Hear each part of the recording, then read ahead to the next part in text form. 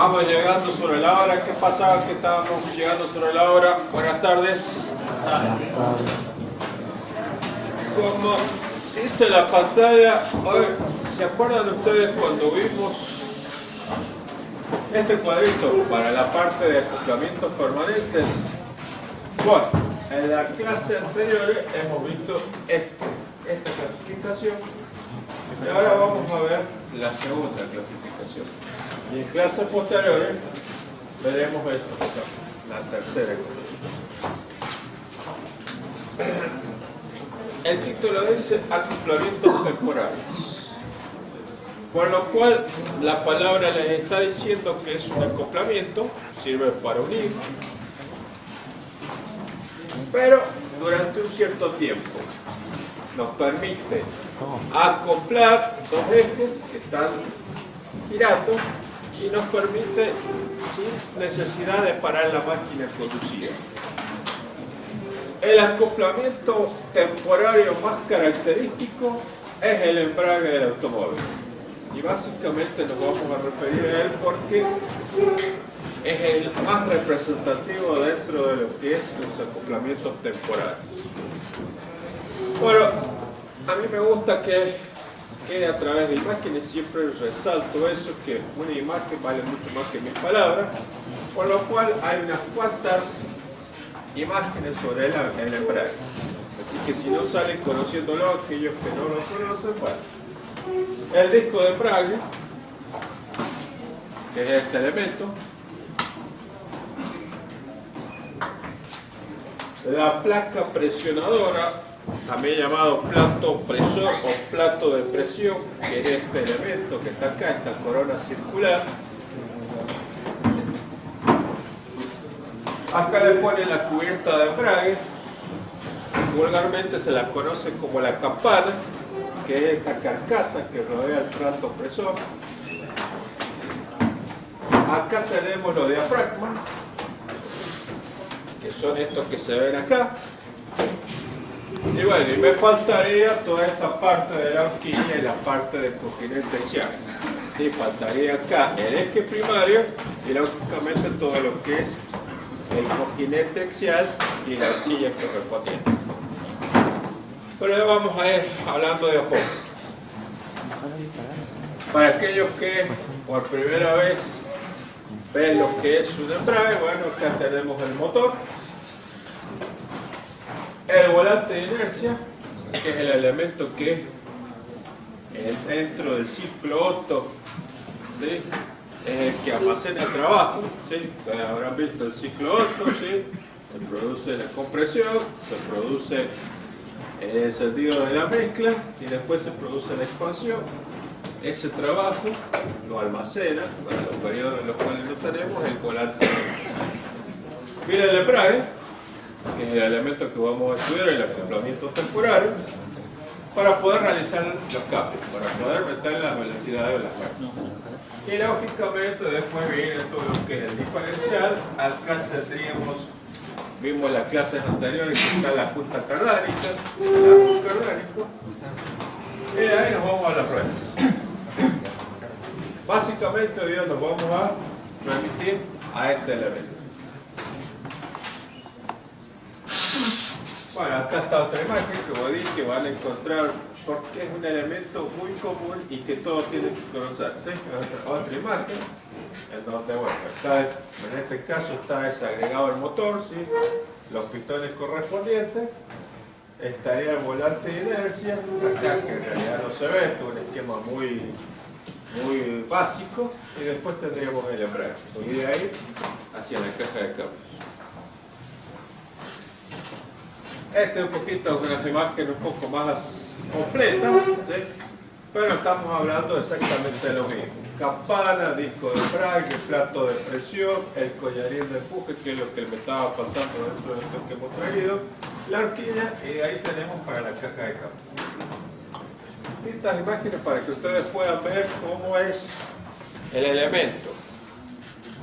Bueno, y ahora sí, pasamos con la teoría. Como decíamos, es un elemento que me permite solidarizar dos piezas que se encuentran en un mismo eje, para transmitir a una de ellas el movimiento de rotación del otro y desacoplarlas a voluntad. Y cuando se desea modificar el movimiento de una sin necesidad de parar la otra.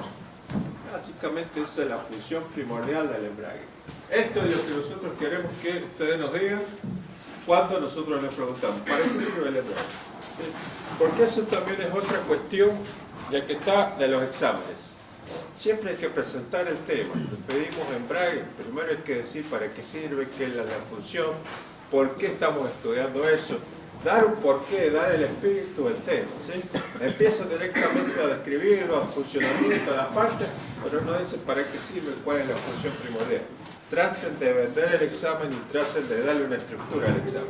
Siempre se parte del porqué y del para qué, fundamental. Entonces, de esa manera definimos, ¿sí? Sin necesidad de que nosotros le preguntemos, ¿y para qué me sirve el embrague? Directamente ustedes dan y después hacen toda la configuración, las partes que están constituidas, cómo funciona y todo eso. Bueno, ¿qué pasa con esto? Nosotros tenemos el árbol, dijimos que el movimiento del motor con una velocidad N1, ¿sí? El árbol que mueve el volante de inercia, y ponemos apretamos el embrague, apretamos el pedal. Lógicamente la velocidad que trae va a decaer y comienza a haber un incremento de la velocidad del elemento conducido. En algún determinado momento esa velocidad es creciente, en algún determinado momento las velocidades tanto del eje conductor como del eje conducido se van a igualar. Este periodo que está radiado acá es el que se conoce como periodo de patinamiento. Ahí está acoplando el embrague correspondiente. Y a partir de ahí, los dos ejes van a continuar a la misma velocidad. Este sería el diagrama básico que me representa cómo empieza a trabajar el embrague. ¿Sí? También es una cuestión que nunca la hacen, que nunca la interpretan, o por lo menos no sé si no la interpretan, nunca lo hacen. Esto, 2 o 3 líneas me grafican el principio de funcionamiento del embrague. Acá también les puse otra cuestión, en 4 etapas. En este caso el conductor y el conducido están separados, ¿sí? La superficie de rozamiento está separada, el conducido está quieto, mientras que el conductor gira con una velocidad N1, en este caso omega 1. Cuando se va produciendo el embragado, ¿sí? Hay un periodo de patinamiento, porque hay un periodo de rebalamiento entre un elemento y el otro, y finalmente los dos van a quedar embragados, ¿sí? Cuando desconectamos el embrague, vuelven a quedar separadas ambas partes. También, esta es una figura representativa, o esto es un cuadrito representativo, en 2 o 3 palabras de cómo funciona. Traten de ser simples cuando hacen el examen, traten de basarse en estas cuestiones, que son simples y que son muy representativas y explicativas del tema. Por eso las colocamos.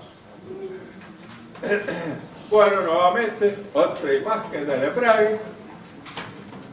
Volante de inercia, el volante de inercia tiene un dentado correspondiente, el motor, el disco de embrague, acá no se ve, pero del otro lado está el plato opresor, la campana que es la que sujeta, esto lo estamos viendo así, tenemos el plato opresor y tenemos la campana, y después tenemos la crapodina y todo lo que es el sistema de horquillas para poder producir el movimiento del embrague. Repetimos, repasemos. Volante de inercia, disco, ¿qué viene después? Antes de la campana, el plato opresor, la campana y todo lo que es el sistema de horquillas y cojinete axial correspondiente. Si no salen aprendiendo hoy día, disco de embrague, ¿qué es lo que hay ahí? El plato opresor, este elemento, ¿y qué es lo que hay atrás? La campana. ¿Y qué son estos? El diafragma. ¿Está bien? ¿Vamos? ¿Qué hay ahí?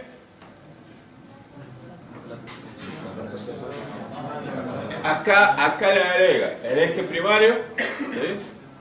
Que es el eje que va en este orificio, y la extrapodina correspondiente. Disco, campana, el plato presor está del otro lado, no se ve. Bueno, pero cuando nosotros les pedimos que esquematicen el embrague, no les pedimos que hagan eso. No les pedimos que hagan esto, porque indudablemente, como siempre digo, el que dibuja en perspectiva, el que dibuja con detalle es el arquitecto, el diseñador. Nosotros somos ingenieros, y el ingeniero no dibuja en perspectiva. Entonces lo que hay que dibujar es un pequeño esquema en donde aparezcan todas las partes que hemos mencionado. ¿Qué será esto? Acá tenemos el cigüeñal. ¿Qué será esto? Bueno, no lo tapamos. ¿Qué es lo que es? El volante de inercia, ¿sí? ¿Qué será esto? El disco de embrague, ¿sí? ¿Qué es lo que es esto que está acá? No, el plato presor. ¿Y qué es esto que está acá? La campana. ¿Y qué es aquello que está allá? El collarín y la horquilla correspondiente, ¿sí? Ese sería aproximadamente, hay otros esquemas que quizás son un poquito más completos, el esquema que nosotros le pedimos cuando están rindiendo examen. Dibujar en 2 o 3 líneas los elementos que forman el embrague. ¿Está bien? Acá el eje primario por lo general acá está sujeto, se está apoyado de tal manera que no quede voladizo. Por eso, hay distintas imágenes, yo he puesto una de ellas, pero después, cuando ustedes están estudiando y todo eso y vienen a aplicar, bueno, hay una serie de imágenes que después se las mando, tengo unos 10 más o menos esquemitas simples, básicos sobre el embrague, que es lo que tienen que dibujar cuando están rindiendo. ¿Está claro? Dibujar los elementos que forman el embrague, de forma simple. También podría ser ese, pero este está también bastante rudimentario. ¿Qué será esto? Bueno, sin leer, ¿sí? ¿Qué es esto? El disco. ¿Qué es esto? El plato presor. ¿Qué será esto? La campana. ¿Qué es todo esto? Todo el sistema de horquilla, así. El disco está aquí con el eje. Lo van a aprender esta noche, van a soñar con el plato presor, con el disco de embrague, ¿sí? Así que esta noche tienen temas para hablar. Disco de embrague. Bueno, generalmente disco de acero, dice ahí, y por medio de unos remaches se coloca el elemento de fricción, también llamado, perdón la palabra, forro, el forro de embrague, ¿sí? Antiguamente eran de amianto. El amianto es un excelente elemento de fricción, pero el tema es que el amianto, cuando se comienza a degradar, se va descamando y va alargando pequeñas partículas. La ley de higiene y seguridad dijo que esas partículas, ¿sí?, son cancerígenas, por lo cual, ¿sí?, debido a todo este tema de la cuestión ambiental, se dejó de usar el amianto. Y ya vamos a ver los nuevos embragues, los nuevos materiales que se utilizan para el embrague, ¿sí?, en donde son partículas que no se degradan, siempre lógicamente la fricción generalmente siempre produce una degradación del material, pero no produce los temas ambientales y los temas cancerígenos. Bueno, el disco de embrague es el elemento encargado de transmitir a la caja de cambio todo el par motor, todo el torque, ¿sí?, todo el torque, sin que se produzcan resbalamientos. Lógicamente, cuando tenemos fricción, es importante que no haya resbalamiento, ¿sí?, porque si no, no transmitimos el par motor adecuado, ¿eh? Tenemos que tener una fricción que sea perfecta, prácticamente, que no tengamos resbalamiento. El plato de presión era el elemento que estaba entre la campana y entre el disco de embrague y que sirve justamente para hacer contacto, para empujar, cuando nosotros embragamos, para empujar el disco de embrague, ¿sí? va montado entre el disco de fricción. Acá le he puesto carcasa, pero en realidad la carcasa es la campana, ¿sí? Vulgarmente se la conoce como la campana. Y algunas veces se lo llama como masa de embrague, pero no es lo más usual que se lo conozca como masa de embrague. Eso lo he puesto porque en algunos textos, ¿sí?, habla de la masa de embrague. Está hablando en definitivo del plato compresor. El cojinete de embrague es todo lo que es el collarín de embrague, el elemento que está en la horquilla correspondiente, un rodamiento de bolas, es el elemento por el que se acciona el mecanismo, ¿sí? Es fundamental. Esa parte justamente no está acá, pero sería la parte que viene adosada acá sobre el eje primario y que es la que produce el movimiento correspondiente al embragado y al desembragado de los elementos. Ya vamos a ver algunas animaciones. Y acá nuevamente seguimos con la figura. Si no lo aprenden, ¿sí?, me voy a sentir, ¿sí?, la campana. ¿Sí? ¿Esto qué será? El plato compresor. En algunos casos, en vez de traer diafragma, trae resortes, ¿sí?, resortes helicoidales para producir el movimiento correspondiente del plato compresor. El disco de embrague y el volante de inercia. La misma figura en donde está destacado el disco de embrague. Estos resortes que tiene el disco de embrague es para darle flexibilidad. Lógicamente esto hace contacto con ambas caras, por un lado con el plato compresor, con el otro lado con el volante de inercia. Indudablemente que no se puede ser perfectamente rígido, sino que tiene que tener alguna flexibilidad, que se la da estos resortes que tiene acá en su constitución, ¿sí? Son para darle cierta flexibilidad, ¿sí?, y adaptabilidad al disco de embrague. Bueno, el plato compresor metálico, forma de corona circular, del mismo tamaño que los forros de embrague. Cuando habla de los forros de embrague está hablando del elemento de fricción del disco. Y lleva unos soportes sobre los cuales actúan las patillas correspondientes. Los muelles de diafragma, en algunos casos, como dije, tiene muelles, ¿sí?, o diafragma correspondiente. Bueno, fundamentalmente en muchos casos se utiliza el diafragma porque es un componente que reduce la fricción y el desgaste, garantiza un mejor funcionamiento, un buen rendimiento y aumenta la durabilidad, ¿sí? De los dos elementos, quizás el mejor es usar diafragma. El collarín, que es el rodamiento axial, que es el elemento que produce, que está asociado al árbol primario y que es el que recibe justamente, es un empuje axial, ¿sí? Tenemos un empuje axial a través del eje primario. Esa parte no la tengo acá, quedó allá, hay un collarín, tenemos un collarín, ¿sí?, medio deteriorado, pero hay un collarín ahí en la oficina. Bueno, veamos algunas cuestiones. Vamos a empezar por este video. Así de paso no los aburro tanto con tantas imágenes.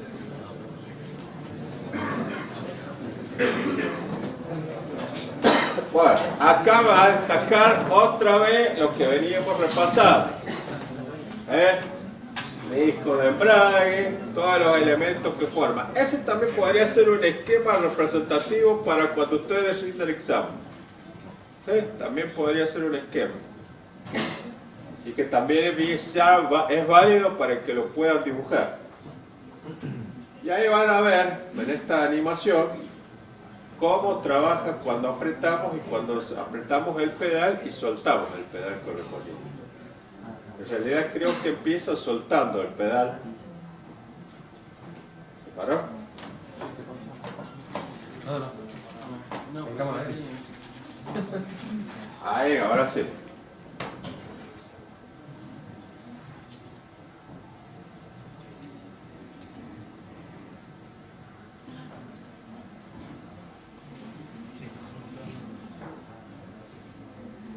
Bueno, pasa 2 o 3 veces por los mismos elementos, así que ya a esta altura creo que ya Tienes que saberlo de memoria.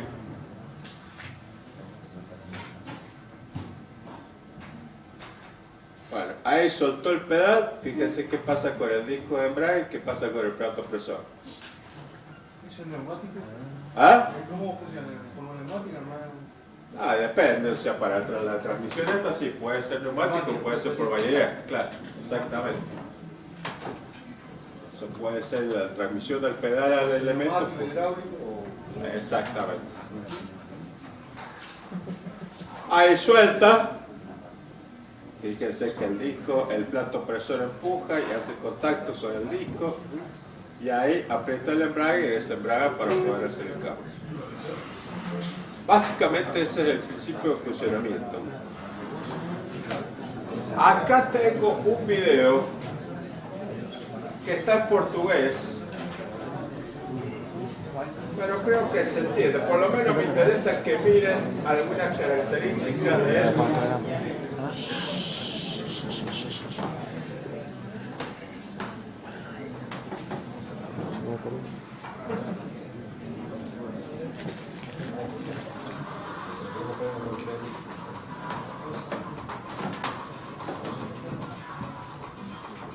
Ahí está armando el disco de embrague.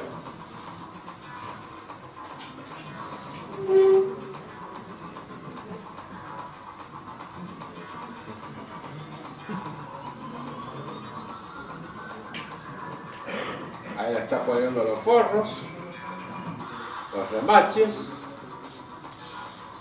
Esa es la campana.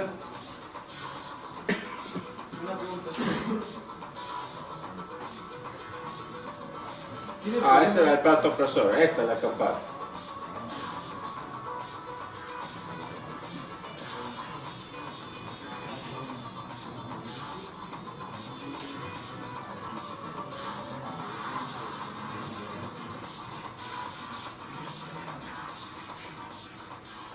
¿Tiene problema de calentamiento? Sí, también. Ahora vamos a hablar algo del calentamiento. Lógicamente no se lo calcula el calentamiento, pero si tuviéramos que diseñarlo, pero si tuviéramos que diseñarlo, hay que analizar el proceso de calentamiento. Sí, algo vamos a ver. Bueno, no sé si se entiende, pero por lo menos miremos alguna cuestión. Creo que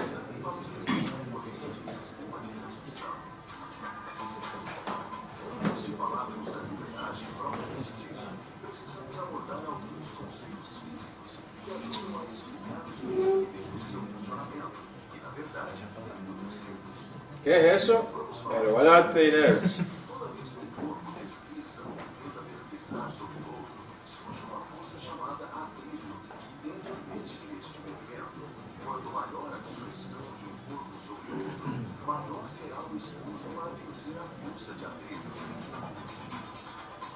El brasileño medio cerrado, el brasileño.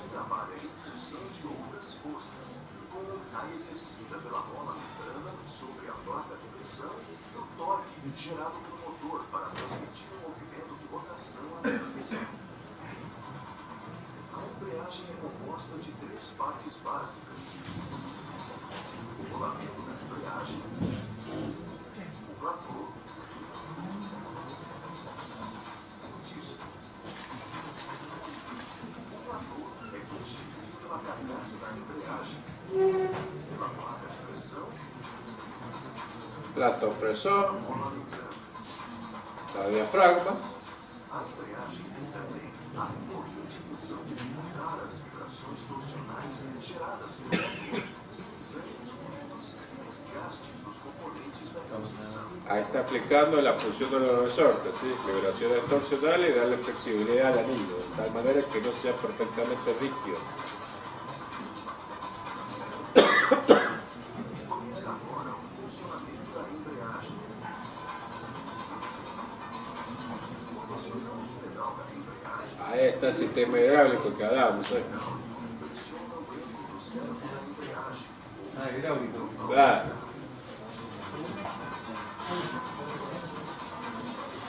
A haste externa aciona a alavanca e o garfo de embreagem simultaneamente. Genera una presión y produce el movimiento de la horquilla. Contra a mola membrana Y ahí desembraga. alavanca, retirando a pressão do disco e afastando a placa de pressão do volante.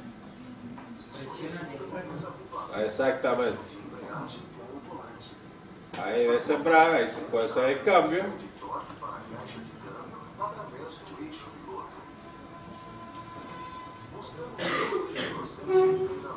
Mas este procedimento demora menos de um segundo, sendo repetido milhares de vezes durante o trabalho do motorista.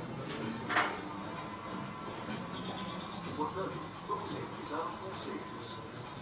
O platô é fixado diretamente ao volante do motor e o disco fixado sobre o eixo piloto da transmissão. O eixo piloto possui esquerda para fixar o disco. El árbol primario, fíjense bien, apoya en ese del volante. Após o desalinhamento do disco e da placa de tensão, manutenção pedal da embreagem, o volante continua girando por ser solidário ao virabrequim do motor. O platô também gira por estar preso ao volante.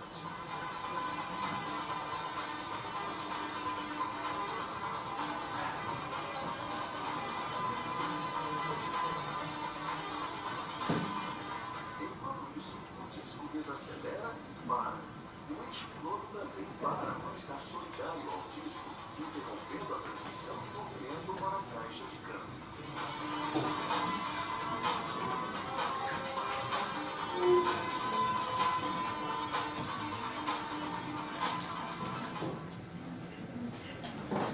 Bueno, y les he puesto, que esto no lo vamos a ver porque es largo, pero les he puesto el embrague de un Fórmula 1.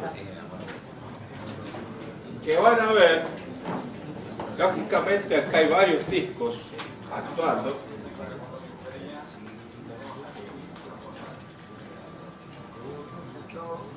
Es el encargado de pasar todos los cables del motor a la caja de cambio, que es el embrague. Lo que pasa es que a un tamaño, no sé por qué no me cuadra. Pues yo he visto un coche normal y es como... Sí, así. Yo lo que con un coche normal es tener un embrague así de grande. Y aquí realmente es igual, es el mismo principio de funcionamiento, pero llevado a la misma presión. ¿Por qué los embragues de Fórmula 1 son tan pequeños? Porque dices, bueno, ¿qué más daría? ¿Es grande o pequeño? No. Es pequeño porque cuanto más pequeño es el embrague, el eje del cigüeñal del motor, podemos hacer que el motor esté más cerca del suelo. Si el embrague, llega un momento que hemos podido hacer los motores tan pequeños que lo que nos limitaba a bajar el motor más era el tamaño del embrague. Entonces el embrague ha tenido que hacerse pequeño para poder bajar el motor a lo más bajo del coche. ¿Y para qué se baja el motor?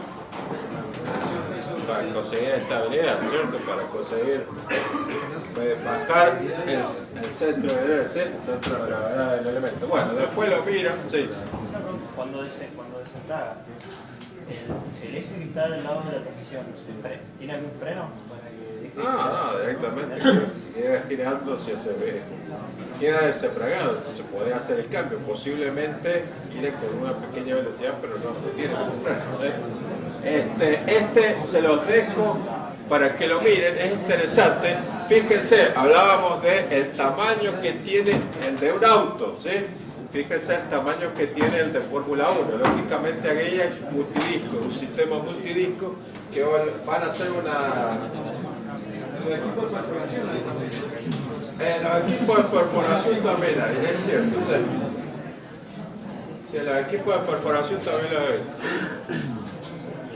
Bueno, vamos a un modelo matemático. Como siempre, todo esto tiene relacionado un modelo matemático. Vamos a ver algunas cuestiones, ¿sí? No hacemos diseño, no hacemos cálculo, sino que vemos algunas verificaciones y algunas cuestiones que tenemos que tener en cuenta.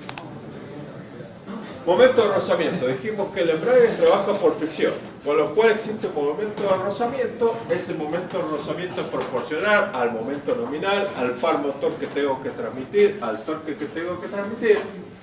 Y esa proporcionalidad la vinculo a través de este coeficiente K, que es un factor que depende de la irregularidad. Es un coeficiente, en realidad es un coeficiente de seguridad, ¿sí? Es colocarle un coeficiente de seguridad, el cual voy a tener en cuenta. El factor de irregularidad de cupla, por ahí la cupla no es perfectamente estable ni homogénea, por lo tanto tengo que tener en cuenta esa cuestión. Esto es de la máquina motriz. el factor de irregularidad de la máquina conducida, y hay un factor de aceleración porque lógicamente si hay una velocidad que no es uniforme podemos tener algunos conceptos de aceleración. Todo esto está regulado, todo esto está, no hace falta que directamente lo tengamos que calcular, sino que me define, por ejemplo, para la máquina motriz, me define el factor de irregularidad, ¿sí? Reitero, en definitivo es un coeficiente de seguridad para poder calcular y para poder sobredimensionar, siempre sin sobredimensionar en demasía, pero siempre es conveniente sobredimensionar, ¿sí? Con el coeficiente de seguridad, de tal manera de estar justamente del lado de la seguridad, valga la redundancia. El coeficiente de aceleración, según las condiciones, dan los valores correspondientes, y para el caso de un embrague de automóvil, el factor K directamente se toma entre 2 y 2,5. Son verificaciones que tenemos que hacer para poder calcular el momento de rozamiento. Verificaciones que rápidamente me permiten determinar si el momento de rozamiento es el adecuado. Bueno, acá está el factor de irregularidad de la máquina conducida. Algunas de las máquinas conducidas más usuales que podemos trabajar con embragues. Y alguna verificación.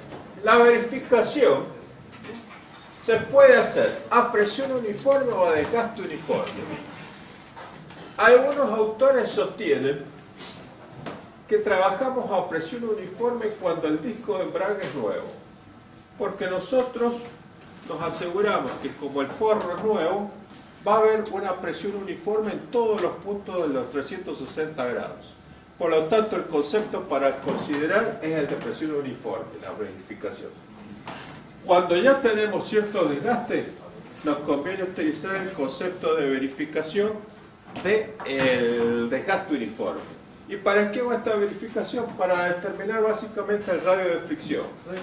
El radio de fricción que va a ser un valor intermedio entre el radio exterior y el radio interior. En definitiva, acá les he puesto algunas de las expresiones correspondientes, por ejemplo, la fuerza que se genera, fíjense que son expresiones muy básicas, presión por el área, en la definición de fuerza.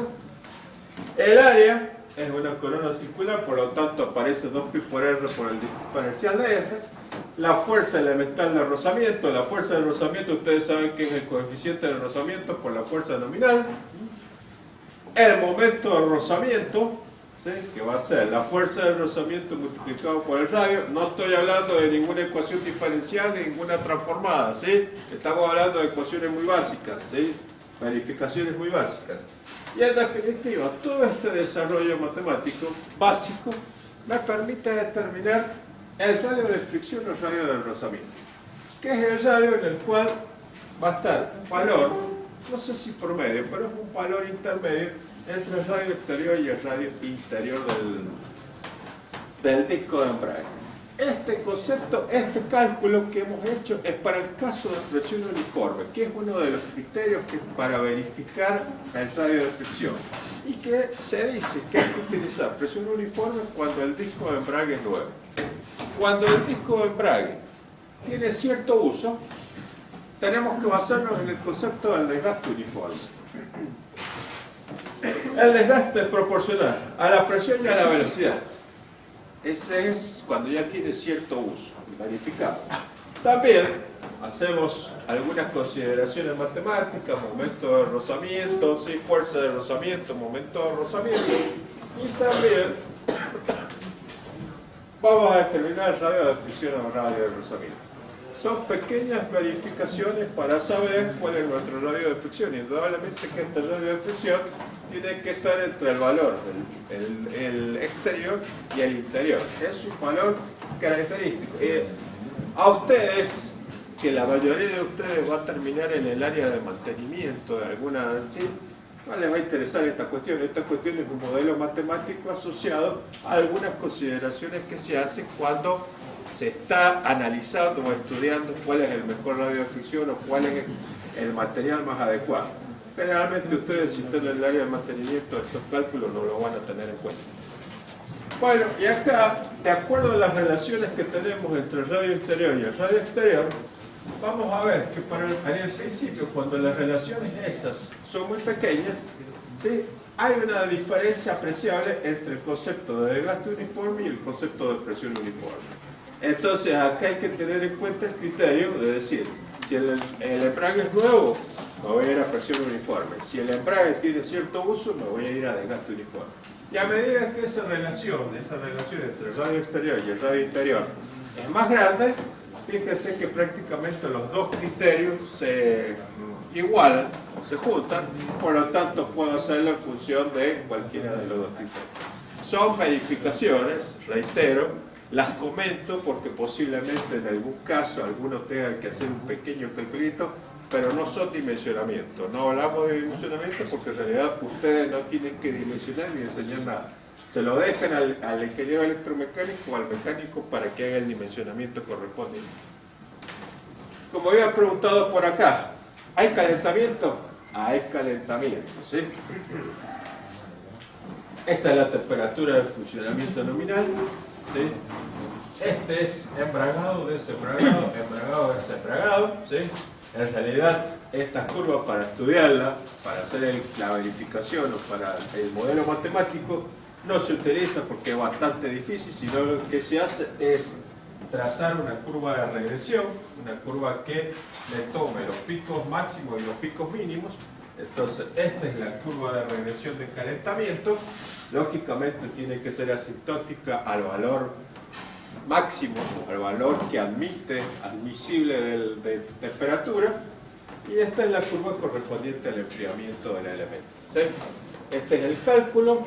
Existe una teoría. ¿Ya han cursado termodinámica?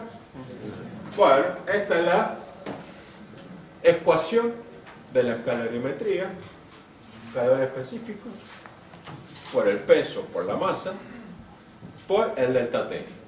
Acá, a pesar de que la letra esta que le han puesto es una letra, pero en realidad este es el delta T. Es la temperatura al final del embragado, pero la temperatura correspondiente cuando está a temperatura ambiente. Esta es la ecuación general de la calorimetría. Y en definitiva, cuando yo estoy haciendo la verificación de este embrague, ¿qué es lo que voy a necesitar determinar? Y voy a necesitar determinar la temperatura final del embragado, ¿sí? Indudablemente que tengo que afectarla, ¿sí? Porque tengo una ecuación en la cual las unidades no son iguales. Tengo que afectarla por el equivalente térmico del trabajo, 1 sobre 427 kilocalorías sobre kilográmetro, y hacer las conversiones para que me queden unidades iguales de un lado y del otro el signo igual. ¿Está bien? Bueno, está todo el detalle matemático. Es muy básico el detalle, ¿sí? Cuando rinden, me van a preguntar, ¿tengo que hacer esto? Si te acordás la fórmula o si te acordás fundamentalmente, hay que hablar ahí de presión uniforme, de gasto uniforme, decir que con la verificación yo determino el radio de fricción y que ese radio de fricción está en función del radio exterior y del radio interior. Si se acuerdan de eso, no me necesito que hagan el desarrollo matemático. En realidad el desarrollo matemático es muy sencillo, pero como no estamos en un curso de matemática, reitero, sino en un curso de mecánica, el desarrollo matemático, si no se acuerdan, no es excluyente para que el examen se termine. Lo mismo esto, acá yo les he puesto todo el desarrollo para llegar a la fórmula final, afectado el equivalente térmico del trabajo. Si ustedes se acuerdan que hay que aplicar la ecuación general de la calorimetría y aplicar, lógicamente, el equivalente térmico del trabajo, listo, con eso me basta y me sobra. Características de los materiales de fricción. Los materiales de fricción tienen que tener básicamente estas características. Acá están un poco todas las características que necesitamos. Dijimos que trabaja por fricción.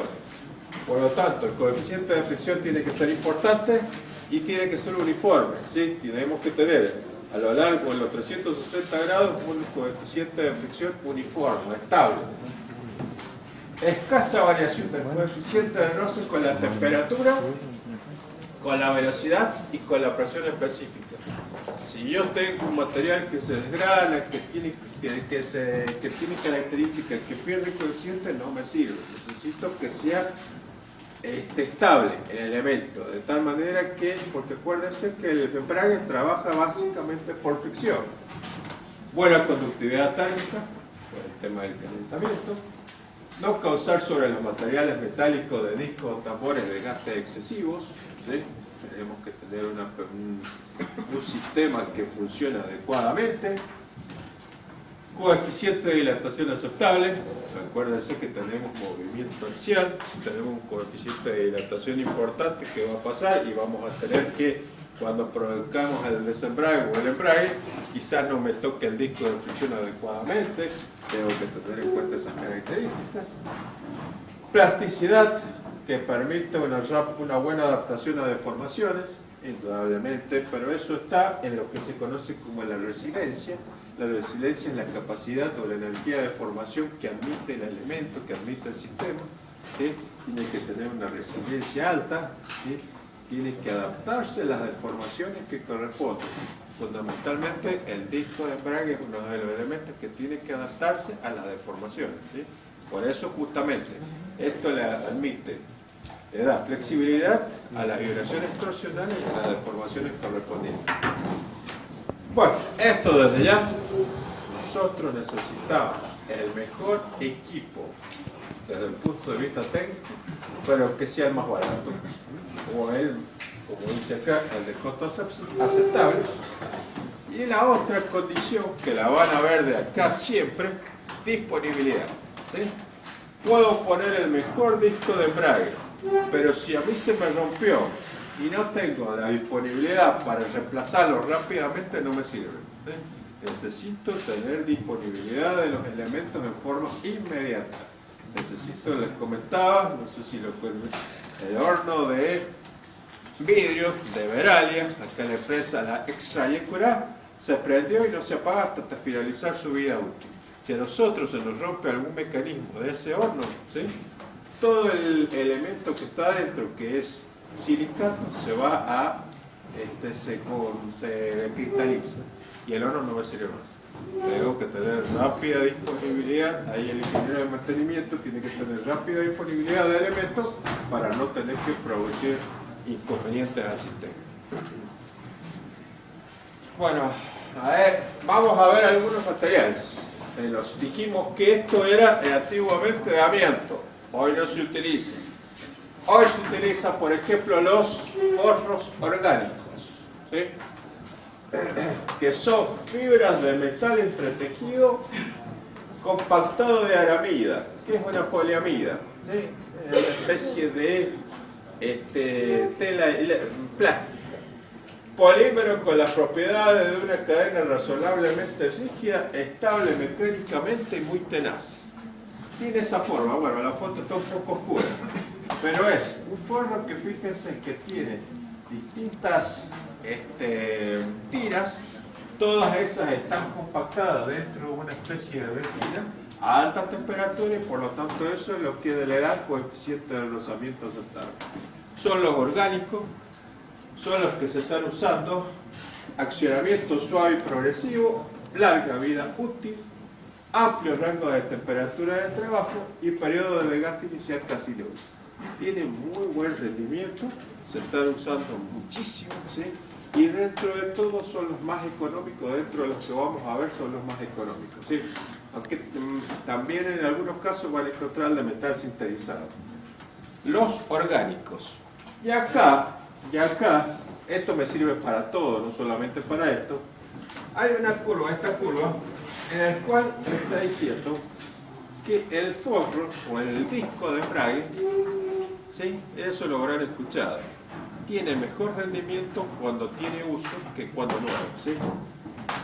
Cuando nuevo, fíjense el rendimiento que tiene, la capacidad de fricción, ¿sí? A medida que nosotros lo usamos, va aumentando ese rendimiento. Lógicamente, esto se va degradando, esto va teniendo desgaste, ¿sí? Empieza a disminuir hasta que termina, ¿sí? Su vida útil. Pero estos elementos, ¿sí? Igual que lo que pasa con el automotor, que dice, cuando están hablando, el motor en los primeros kilómetros se dice que está duro, ¿sí? Bueno, y que a medida que va haciendo kilometraje se va ablandando. Bueno, pasa lo mismo con esto, ¿sí? Cuanto más lo usemos, por eso les habrán aconsejado a aquellos que se compraron o que llegaron a un 0 kilómetro, hacer cambios, ¿sí? Permanentemente, de tal manera de ir adaptando el disco para que vaya trabajando. Porque justamente conseguimos el máximo rendimiento cuando el disco tiene un cierto desgaste. Bueno, otro material que se utiliza para los fornos son los carbocerámicos. Estos son sistemas multidiscos, fundamentalmente en autos de competición tienen este tipo de materiales, ¿sí? Son mucho más costosos. Trabajan a temperaturas muy elevadas y soportan o transmiten potencias por encima de los 500 caballos. Las características, tienen esa característica, indudablemente que están formados con partículas de cerámica. La cerámica es un material que les da propiedades que resiste a alta temperatura y también tiene un buen coeficiente de fricción.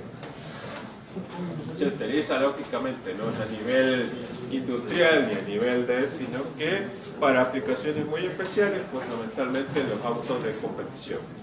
Y los últimos, los de metal sinterizado. ¿Sí? Los de metal sinterizado, no sé si les puse el metal sinterizado. Son partículas, fundamentalmente partículas en donde tenemos latón, tenemos bronce, tenemos sinterización, compresión en prensa, polvo de metal en el interior del molde con la forma adecuada y tenemos metal de zinc, latón, acero y polvo cerámico. Es un pasticho que se hace, ¿sí? Con distintos elementos, se los compacta y se los somete a alta temperatura. De esa manera me queda formado, en este caso acá lo que está dibujado es una especie de pastilla de metal sinterizado. También se utiliza bastante por lo que tiene propiedades de fricción importantes dentro del elemento. Quizás la desventaja es que justamente como ese metal es formado por compresión, se degrada o tiene cierto desgranamiento a partir de si trabaja a presiones muy elevadas o si trabaja con ciertas temperaturas. ¿Sí? Se va degradando mucho más rápidamente que el material. Pero desde el punto de vista del rendimiento, tiene un excelente rendimiento. Como siempre hago, trato de colocarles información que les puede servir no solamente para la cátedra, sino que les puede servir para su vida profesional. Y trato de colocarla en función de importancia, ¿sí? Hay información en la cual tenemos distintas causas, ¿sí? Distintas situaciones de lo que pasa con el disco de embrague, con la campana, con el plato presor, ¿sí? Y en la cual tenemos la causa por la cual puede haber sucedido. Lógicamente esto es una cuestión aleatoria y estadística, por lo tanto pueden estar algunas causas ¿sí? consideradas en el elemento. Y les he puesto distinta información, reitero, ¿sí? Algunas veces lo preguntamos, ¿sí? Alguna causa, alguna cuestión, está en orden de importancia. Las más importantes son las que vienen primero y después las más. Es información no solamente para la materia, sino para